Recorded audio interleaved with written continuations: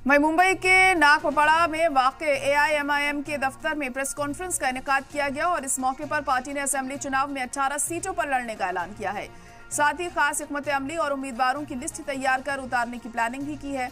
ये press conference doctor Bhimrao Ambedkar के एजाज और खराज अकीदत पेश करने के लिए की गई। साथ ही डॉक्टर भीमराव अंबेडकर की तस्वीर की परचम कुशाई भी की गई और दलित समाज के खास मेंबरान को एआईएमआईएम पार्टी में शामिल किया गया।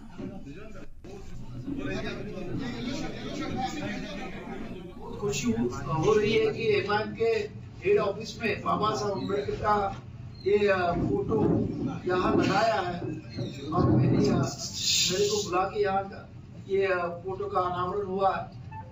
मैं देख रहा हूँ कि आज बाबा साहब अम्बेडकर को मानने वाले लोग पहले एक पर्टिकुलर एससी समाज के थे, मगर आज पूरा भारतवर्ष बाबा साहब अम्बेडकर को मानने लगा। नहीं तो पूरे वर्ल्ड में बाबा साहब अम्बेडकर का आज नाम है। आज वॉशिंगटन में जाएंगे, न्यूयॉर्क में जाएंगे, क्या कोलंबिया में जाएंगे, अमेरिका जैसे इसमें तो बाबा साहब अम्बेडकर के स्टेचू दिखाई देंगे।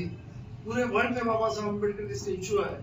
तो बाबा साहब अम्बेडकर ने जो ह्यूमैनिटी के लिए काम किया है वो बहुत सराहनीय है। और खास करके इस देश में जहाँ जाति धर्म के नाम पे हर टाइम राइट्स होते रहे। पूरी चढ़ाने का मतलब यह है कि बाबा साहब को मानने वाले वर्ग पूरे हिंदुस्तान में है, लेकिन एमआईएम पार्टी जब से ये पार्टी बनी है तब से बाबा साहब को मानते हुए आ रही है।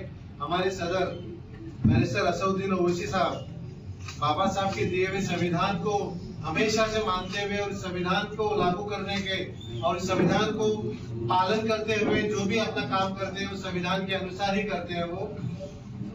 तो इनके लिए मैं आज आनंद साहब का तहे दिल से शुक्रगुजार हूँ कि वो आज हमारे बुलाने पे आए यहाँ पे।